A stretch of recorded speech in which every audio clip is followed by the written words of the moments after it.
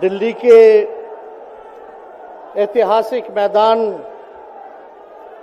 रामलीला मैदान में आयोजित लोकतंत्र बचाओ रैली में उपस्थित हमारे इंडिया अलायंस के सभी हमारे नेतागण, कार्यकर्तागण, पदाधिकारीगण,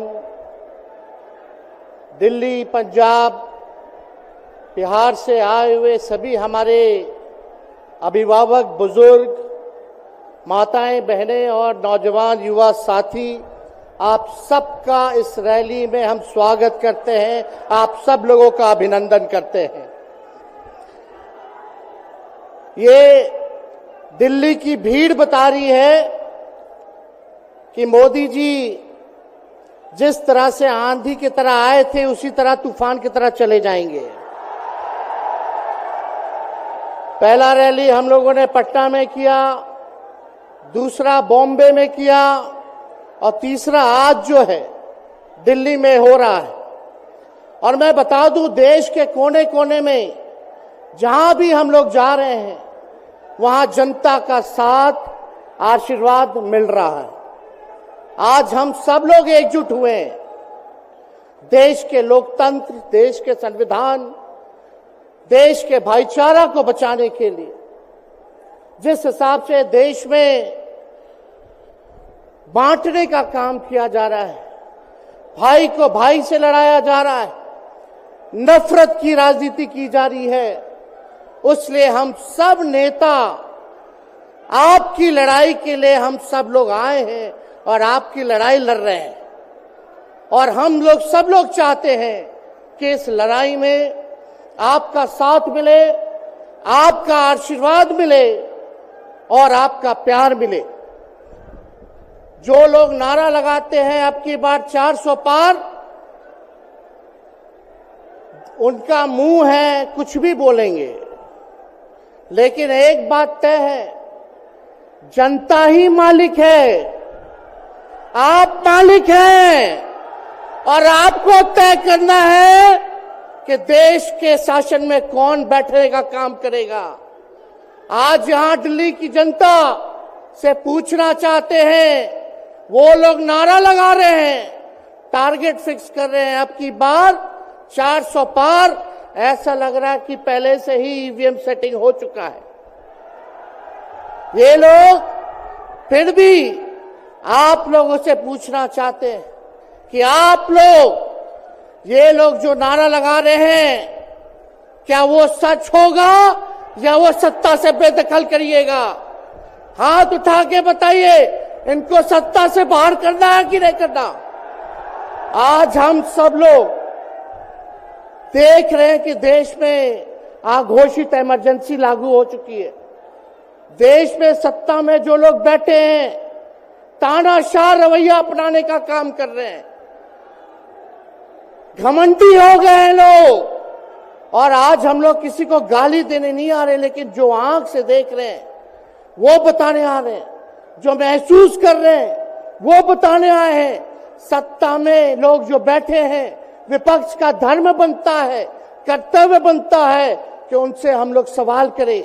आज मेरा मानना है कि देश में सबसे बड़ा अगर दुश्मन है तो बेरोजगारी है, महंगाई है, गरीबी है। आज यहाँ लोग हैं, नौजवान हैं, नौजवानों से पूछना चाहते, बताओ कितने नौजवान यहाँ जो हैं मोदी जी ने नौकरी दिया? हाथ उठा के बताइए। कोई नहीं मिलेगा। मोदी जी ने कोई नौकरी नहीं दी, सब कुछ जो है प्राइवेटाइज कर दिया।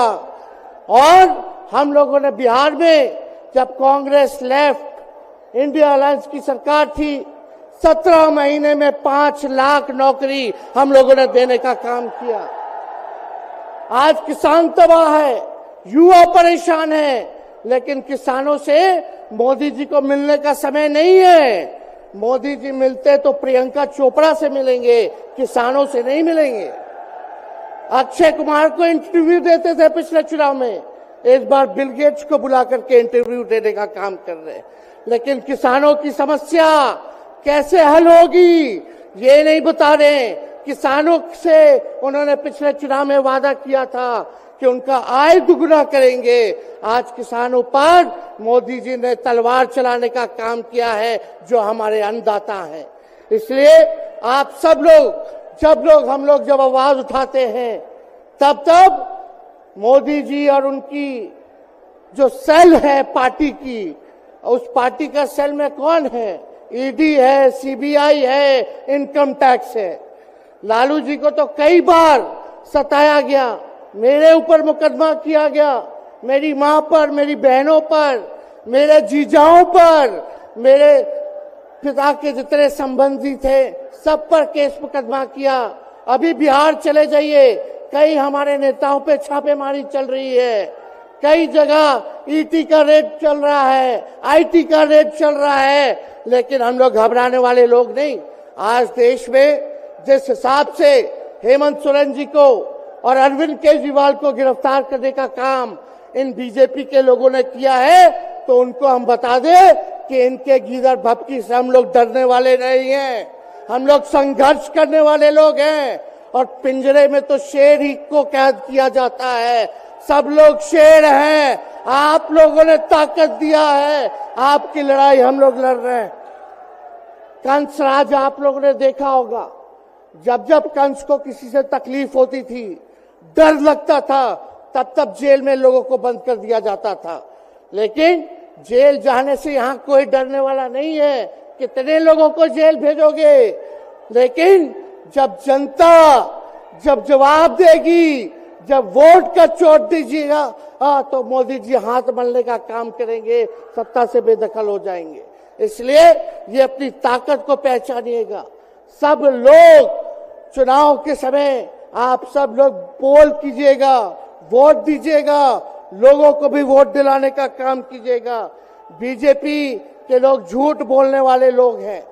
ये लोग यूरिया को भी चीनी बना देते हैं, ये लोग गोबर को भी हलवा दे करके परोस देते हैं, ये लोग आंख फोड़ करके चश्मा दे देंगे और फिर बोलेंगे देखो हमने चश्मा दिया।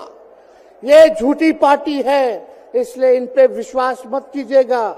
मोदी जी कहते हैं कि उनका गारंटी मजबूत गारंटी है, गारंटी की बात करते हैं।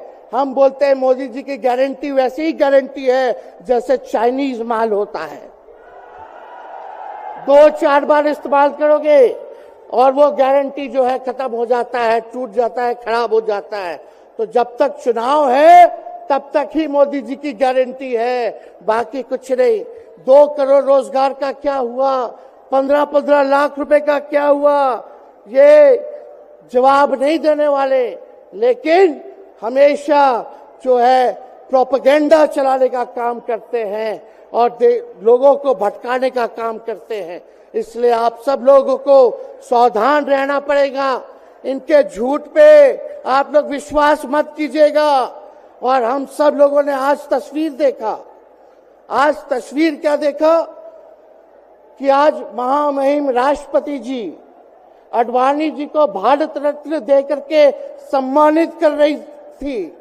मोदी जी आडवाणी जी के बगल में बैठे हुए हैं, राष्ट्रपति खड़ा होकर के सम्मानित कर रहे हैं, लेकिन मोदी जी खड़ा भी नहीं हुए राष्ट्रपति के सम्मान में, खड़ा भी नहीं हुए। इससे पहले भी हम लोगों ने तस्वीर देखी कि राष्ट्रपति पीछे पीछे चल रही है, मोदी जी आगे आगे चल रहे हैं। ये हम आप सब लोगों को बताना चाहते हैं कि इनका संविधान पे कोई विश्वास नहीं है। ये लोग नागपुरिया कानून को लागू करना चाहते हैं, आरएसएस के एजेंडे को लागू करना चाहते हैं। इसलिए ज्यादा कुछ ना कहते हुए एक आंकड़ा हम जरूर बताना चाहेंगे। देश में इंटरनेशनल लेबर ऑर्गेनाइजेशन ने सर्वे किया है, उसमें आंकड़े हैं कि आज देश में बेरोजगारों में से 83% युवा है। पढ़े लिखे युवाओं में बेरोजगारी लगभग 65% है। ग्रामीण क्षेत्रों में सिर्फ 17.5% युवाओं के पास ही काम है। यानी भारत की आत्मा गांव में 82% युवा आज बेरोजगार हैं और मोदी जी इसके बारे में कोई काम नहीं किया। आप एक बार विश्वास कीजिएगा, अगर इंडिया सरकार की अलायंस की सरकार बनती है तो नौजवानों को हम लोग नौकरी देने का काम करेंगे, बेरोजगारी को दूर करेंगे। और जाते जाते बहुत सारे नेताओं को बोलना है, लेकिन एक अंत हम करेंगे एक गाने के साथ। और आप लोगों ने गोविंदा का फिल्म का एक गाना सुना होगा कि तुम तो धोखेबाज हो, वादा करके भूल जाते हो। रोज रोज मोदी जी तुम ऐसा करोगे, रोज रोज मोदी जी तुम ऐसा करोगे, जनता जो रूठ गई तो हाथ मलोगे। अरे तुम तो धोखेबाज हो, वादा करके भाग जाते हो। तो आप सब लोगों को बहुत बहुत धन्यवाद। आप सब लोगों का आशीर्वाद मिले और हम सभी लोगों जो है आज मिसेस केजरीवाल और हमारी बहन कल्पना जी के साथ हम लोग जो है मजबूती के साथ खड़े हैं और इस लड़ाई को लड़ेंगे और जीतेंगे। बहुत बहुत धन्यवाद। जय हिंद। बहुत बहुत धन्यवाद।